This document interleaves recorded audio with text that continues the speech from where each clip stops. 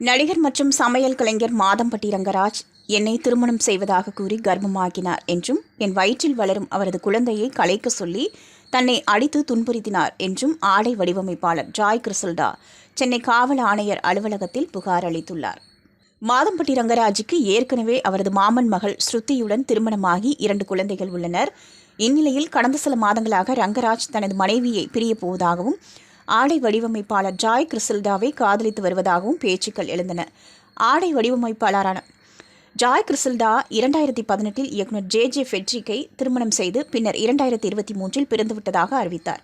சமீபத்தில் மாதம்பட்டி ரங்கராஜுக்கும் தனக்கும் திருமணம் நடந்துவிட்டதாக கூறி புகைப்படங்களை வெளியிட்ட ஜாய் அப்போது தான் 6 மாத கர்ப்பமாக இருப்பதாகவும் தெரிவித்திருந்தார்.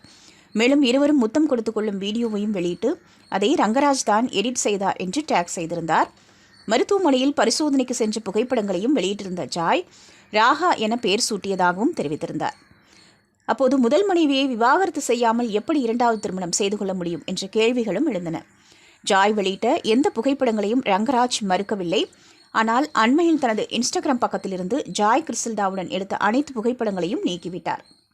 இந்நிலையில் மாதம்பட்டி ரங்கராஜ் தன்னை திருமணம் செய்து கொள்வதாக ஆசை வார்த்தை கூறி ஏமாற்றிவிட்டார் என்றும் தன்னை கர்ப்பமாக்கிவிட்டு தன்னுடன் வாழ மறுப்பதாகவும் கூறி ஜாய் கிறிசல்டா சென்னை காவல்